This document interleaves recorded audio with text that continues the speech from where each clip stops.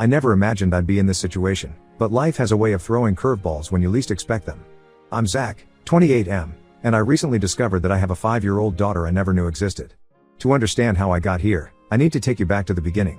6 years ago, I was a fresh college graduate, eager to start my career in software development. I had landed a job at a promising tech startup in the city, and I was ready to take on the world. That's when I met Tina, 27F, at a mutual friend's housewarming party. She was studying to become a veterinarian, and we hit it off immediately. We bonded over our shared love for old sci-fi movies and our dreams of making a difference in the world. Our relationship progressed quickly. Within a few months, we were practically inseparable. We'd spend weekends exploring the city, trying out new restaurants, and planning our future together. Tina was brilliant, kind, and had a wicked sense of humor.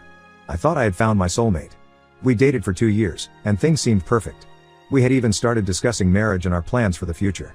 I remember one night, sitting on the roof of my apartment building, looking at the stars, and talking about how many kids we wanted. Tina said she wanted at least 2, and I agreed. It felt like we were on the same page about everything. But then, out of nowhere, Tina broke up with me. It was a regular Tuesday evening. I had just gotten home from work, excited to tell her about a new project I was assigned at the startup. Instead, I found her sitting on the couch, a packed bag by her feet. She told me she needed space and that we wanted different things in life. I was blindsided. I tried to understand, to figure out what had changed, but she wouldn't give me a clear answer. She just said she needed to focus on her studies and that our relationship was holding her back. I was devastated. For weeks, I couldn't eat or sleep properly. I threw myself into my work, staying late at the office and taking on extra projects just to keep my mind occupied. My friends tried to cheer me up, drag me out to bars or set me up on dates, but my heart wasn't in it. I kept replaying our relationship in my head, trying to figure out where it all went wrong. Slowly, I started to piece my life back together. I got promoted at work, started going to the gym regularly, and even tried my hand at dating again. But none of the relationships felt right. They all seemed to pale in comparison to what I had with Tina. Fast forward to 3 months ago. It was a beautiful Saturday afternoon, and I decided to take advantage of the nice weather by going for a run in the local park. As I was cooling down near the playground, I saw a little girl who caught my attention. She had my eyes and my smile. At first, I thought I was imagining things, but I couldn't shake the feeling that I knew her somehow. Then I saw Tina walking up to her, and my world turned upside down. She looked different, her hair was shorter, and she seemed more mature, but it was definitely her. Our eyes met, and I saw the color drain from her face. The little girl, oblivious to the tension, ran off to play on the swings, giving us a chance to talk. Tina tried to make small talk, asking how I'd been, but I cut straight to the chase. I asked her if the little girl was her daughter, and she nodded. Then I asked the question that had been forming in my mind since I first saw the child: is she mine? Tina's silence was all the answer I needed. She eventually admitted that yes, Natalie was my daughter. She found out she was pregnant shortly after our breakup but decided not to tell me because she thought I wasn't ready for fatherhood. She said she knew how important my career was to me and didn't want to burden me with a child. I was furious. How could she make that decision for me? I missed out on 5 years of my daughter's life because Tina decided I wasn't ready. We had a heated argument right there in the park, our voices low but intense to avoid drawing attention. I demanded a paternity test, not because I doubted Natalie was mine, but because I knew I'd need it for legal purposes. Tina agreed, probably realizing she had no choice. The next few weeks were a blur. The paternity test confirmed what I already knew in my heart: Natalie is my daughter. Now, I'm trying to navigate this new reality, and it's overwhelming. I want to be part of Natalie's life, but Tina is making it difficult. She's setting all these rules and restrictions on when and how I can see Natalie. She says it's to protect our daughter, but I can't help feeling like she's punishing me for something that wasn't my fault. To complicate matters further, my family is furious with Tina. When I told my parents about the situation, my mom broke down in tears, devastated that she had missed out on the first 5 years of her granddaughter's life. My dad, usually the calm one, was uncharacteristically angry. They're pushing me to go for full custody, saying Tina doesn't deserve to be Natalie's primary caregiver after what she did. I'm torn. On one hand, I'm angry at Tina for keeping this secret and robbing me of precious years with my daughter. On the other hand, I don't want to disrupt Natalie's life more than necessary. She's innocent in all of this, and I want to do what's best for her. But what is best for her? Is it staying primarily with the mother she's known all her life, or having equal time with both parents? My friends are divided on the issue. My best friend, Jake, thinks I should fight for custody. He argues that Tina forfeited her right to make unilateral decisions about Natalie when she chose to keep her a secret. But my colleague, Maria, who went through a messy custody battle herself, advises me to take it slow and build a relationship with Natalie gradually. She warns that a lengthy legal battle could traumatize Natalie and damage any chance of a cordial co-parenting relationship with Tina. I'm also worried about how this will affect my current girlfriend, Rebecca, 26F, who I've been dating for a year. We met at a coding bootcamp I was teaching on weekends, and hit it off immediately. She's smart, ambitious, and we share a lot of common interests. When I told her about Natalie, she was shocked but supportive. However, I can tell she's struggling with the idea of me having a child with my ex. We had talked about our future together, and suddenly, those plans seem up in the air. I've started spending time with Natalie, and she's amazing. She's smart, funny, and has so much energy. She loves animals, just like her mom, and gets excited about the smallest things. Every time I see her, I'm reminded of all the moments I've missed. Her first words, her first steps, her first day of school, all gone because of Tina's decision. The financial aspect of this situation is another point of contention. I want to contribute to Natalie's upbringing, but Tina and I can't agree on how much or how it should be done. She seems to think that because she raised Natalie alone for 5 years, she gets to make all the decisions now. But I want to be involved in every aspect of Natalie's life, including decisions about her education, healthcare, and general upbringing. I'm at a loss. I want to be a good father, but I also want justice for what was taken from me. How do I move forward? How do I build a relationship with my daughter while dealing with all this anger and resentment towards her mother? And how do I balance all of this with my current relationship and the rest of my life? Any advice would be appreciated. I feel like I'm drowning in a situation I never asked for, and I don't want to make any decisions that I'll regret later. How do I make this right, not just for me, but for Natalie? Update 1. It's been 2 months since my last post, and a lot has happened. First, I want to thank everyone for their advice and support. Your comments and messages have been a lifeline during this tumultuous time. After much deliberation and consultation with a family lawyer, I decided to take legal action to establish my parental rights and work out a formal custody agreement. It wasn't an easy decision, but I felt it was necessary to ensure I had a legal right to be part of Natalie's life. The process has been challenging, to say the least. Tina initially resisted, claiming that disrupting Natalie's routine would be harmful. She argued that Natalie was thriving under the current arrangement and that introducing me fully into her life would only confuse and upset her. However, my lawyer helped me push for a temporary visitation schedule while we work out the details of a more permanent arrangement. For the past month, I've been seeing Natalie twice a week and every other weekend. It's been a roller coaster of emotions. Every moment with her is precious, but it's also a stark reminder of all the time I've lost. Natalie is a bundle of energy and curiosity. She loves dinosaurs and can recite the names of at least 20 different species. She gets excited about the smallest things, like finding a uniquely shaped leaf or a colorful rock. One particularly difficult moment was when Natalie asked me why I hadn't been around before. I struggled to find an age-appropriate way to explain the situation without bad-mouthing Tina. I simply told her that sometimes grown-ups make mistakes, but that I love her very much and I'm here now. It wasn't a perfect answer, but it seemed to satisfy her for the moment. Still, I know this is a conversation we'll need to revisit as she gets older and can understand more. My relationship with Tina remains tense. We're trying to be civil for Natalie's sake, but there's still a lot of unresolved anger and hurt between us. She's been more cooperative with the visitation schedule, but I can tell she's not happy about it. Every handover is awkward, with forced smiles and stilted small talk for Natalie's benefit. Last week, we had our first major disagreement about Natalie's upbringing. I learned that Tina had been feeding Natalie a strictly vegetarian diet.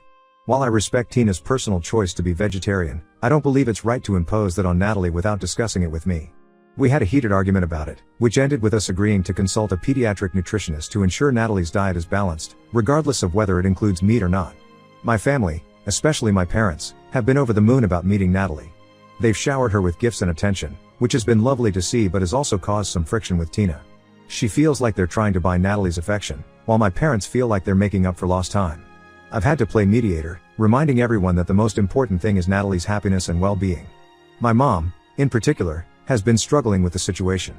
She's oscillated between anger at Tina for keeping Natalie a secret, and guilt for not being there for the first 5 years of her granddaughter's life. She's been seeing a therapist to work through these emotions, which I think has been helpful. As for Rebecca, my girlfriend, things have been strained. She's been trying to be supportive, but I can see the toll this is taking on our relationship. She's feeling sidelined as more and more of my time and energy goes towards Natalie and dealing with this situation.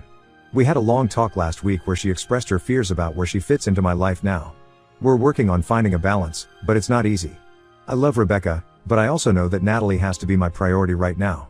One positive development is that I've started attending a support group for parents in similar situations. It's been incredibly helpful to talk to others who understand what I'm going through. Some of their stories have made me realize that while my situation is difficult, it could be much worse. There's a guy in the group who didn't find out about his child until they were 16. Hearing his story made me grateful that I at least have the opportunity to be part of Natalie's life while she's still young. Financially, things are still up in the air. My lawyer is working on establishing a fair child support arrangement, but it's complicated given the unusual circumstances. I've started putting money aside for Natalie's future, including a college fund, which gives me some peace of mind. However, Tina and I still can't agree on how to handle everyday expenses. She seems to resent any financial contribution from me, as if accepting my money somehow diminishes her role as Natalie's primary caregiver for the past 5 years. As we move forward with the legal process, I'm trying to focus on building my relationship with Natalie. It's not always easy, and there are moments when the anger towards Tina threatens to overwhelm me. But then Natalie will say something funny or give me a hug, and all that anger melts away. I'm learning to separate my feelings about Tina from my relationship with Natalie, but it's a daily struggle. I know we have a long road ahead. There will be more challenges, more disagreements, and probably more heartache. But I'm committed to being the best father I can be, regardless of the circumstances. Natalie deserves nothing less. Thank you all again for your support. Your words of encouragement and advice have meant more than you know. I'll update again when there are significant developments. Update 2. It's been another 3 months, and I wanted to give you all an update on my situation with Natalie and Tina. Things have taken some unexpected turns, both good and bad. First, the good news: after several mediation sessions and negotiations through our lawyers, Tina and I have finally reached a custody agreement. I now have Natalie every Wednesday night and every other weekend, plus 2 weeks during the summer and alternating holidays. It's not perfect, but it's a huge improvement from where we started. Natalie seems to be adjusting well to the new arrangement. She's always excited to see me, and we've started developing our own little traditions. Every Wednesday, we have a breakfast for dinner night where we make pancakes together. It's become something she looks forward to all week. Last Wednesday, she insisted on making pancakes shaped like dinosaurs. It was messy, but seeing her laugh as she tried to make a T-Rex shaped pancake was worth every bit of batter we had to clean up. Now for the not so good news: my relationship with Rebecca ended about a month ago. Despite our best efforts, the strain of the situation proved too much for us. She felt like she couldn't compete with my newfound responsibilities as a father, and honestly, I couldn't give her the attention she deserved. It was a mutual decision, but it still hurts. Rebecca was a big part of my life for the past year, and adjusting to being single again while also navigating fatherhood has been challenging. On a more positive note, I've made some progress in my relationship with Tina. We're not friends by any means, but we've managed to establish a more cordial co-parenting relationship. We've even started using a co-parenting app to communicate about Natalie's schedule and needs, which has helped reduce direct conflicts between us. Last week, we managed to have a civil conversation about Natalie's upcoming school projects without any arguments. It felt like a small victory. However, just when things seemed to be settling into a new normal, another complication arose. Tina's parents, who I'd never met before, reached out to me. They explained that they had only recently learned about Natalie and my situation. Apparently, Tina had kept Natalie's paternity a secret from them as well, telling them that Natalie's father was not in the picture. This revelation has caused a rift between Tina and her parents. They're upset that she kept such a big secret from them and denied them the opportunity to know their granddaughter's father. They've been reaching out to me, wanting to meet and be part of Natalie's life. While I appreciate their interest, it's added another layer of complexity to an already complicated situation. Tina is furious that her parents contacted me and is now threatening to restrict my access to Natalie if I allow her parents to be involved. I'm torn about how to handle this. On one hand, I believe Natalie deserves to know all of her family. On the other hand, I don't want to jeopardize the delicate balance we've achieved in our custody arrangement. It feels like I'm walking a tightrope, trying to do what's best for Natalie while navigating the complex dynamics between all the adults in her life. As for Natalie, she continues to amaze me every day. She started taking an interest in coding, of all things. When she found out what I do for work, she asked me to teach her.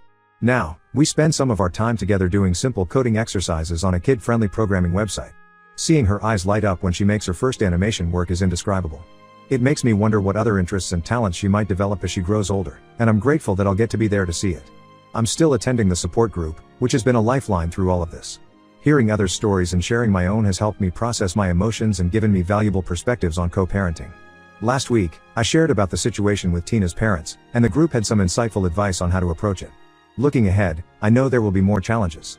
Natalie will start school soon, which will bring its own set of complications. Tina and I will need to agree on which school she'll attend, how we'll handle parent-teacher conferences, and so much more. But for now, I'm focusing on cherishing every moment I have with her and doing my best to be the father she deserves. Thank you all for your continued support. I'll update again if there are any significant changes. Update 3, it's been 6 months since my last update, and I wanted to share the latest developments in my journey with Natalie and the ongoing saga with Tina. The biggest news is that I've recently been offered a promotion at work. It's a great opportunity. I'd be leading a team developing a new AI-driven software platform. The catch? It would require relocating to a different state, about 500 miles away. Normally, I would have jumped at the chance, but now, with Natalie in the picture, it's not that simple. I brought up the possibility with Tina, and as expected, she was completely against it. We had a long, Tense conversation about it. She argued that moving would disrupt Natalie's life and our current custody arrangement. She pointed out that Natalie had just started making friends at her new school and was settling into a routine with both of us. We had a heated argument about it, with Tina accusing me of putting my career before Natalie's well-being. I spent weeks agonizing over the decision. I talked to my boss about the possibility of working remotely, but the nature of the project requires me to be on-site. I consulted with my lawyer about how a move might affect my custody rights. I even took Natalie on a weekend trip to the new city, just to see how she might like it there. After a lot of soul-searching and discussions with my lawyer, I've decided to turn down the promotion. It wasn't an easy decision. Part of me feels like I'm giving up a huge opportunity. But I realize that being close to Natalie is more important to me than advancing my career right now. My boss was understanding and has promised to keep me in mind for future opportunities that don't require relocation. On a more positive note, Natalie and I have grown even closer. She's now calling me Dad consistently, which fills me with joy every time I hear it. We've started a tradition of having a science Saturday every time she stays with me for the weekend. We do simple experiments or watch educational videos together.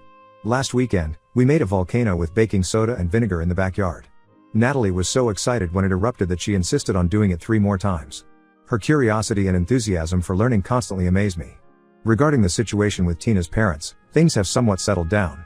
After much discussion and mediation, we've reached a compromise. They are allowed to see Natalie during my time with her, but we've agreed to take it slow and always prioritize Natalie's comfort. So far, it seems to be working out. Natalie enjoys spending time with them, especially her grandfather who shares her love for puzzles. We had a nice afternoon last month where we all worked on a 500-piece jigsaw puzzle together. Tina and I are still working on our co-parenting relationship. We've had our ups and downs, but overall, things have improved. We've even managed to attend one of Natalie's school events together without any drama, which felt like a major accomplishment. It was a science fair, and Natalie had made a project about the water cycle. Seeing her beam with pride as she explained her project to us both was a moment I'll never forget. I've started dating again, casually. I'm being very cautious about introducing anyone to Natalie, but it feels good to be moving forward with my personal life. I've been upfront about my situation with the women I've dated, and while some have been understanding, others have decided it's not for them.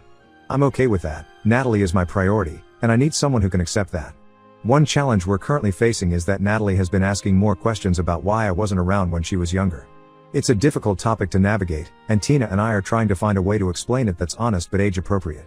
We've considered seeking help from a child psychologist to guide us through these conversations. It's important to both of us that Natalie understands she's loved and that the situation wasn't her fault. Looking back on the past year, it's hard to believe how much has changed. There have been moments of frustration, anger, and sadness, but also incredible joy and love. Watching Natalie grow and being part of her life has been the most rewarding experience of my life. I know we still have challenges ahead. As Natalie grows older, we'll have to navigate more complex issues and emotions. But I'm committed to being there for her, no matter what. While I may not update as frequently, know that your words have made a real difference in helping me navigate this unexpected chapter of my life.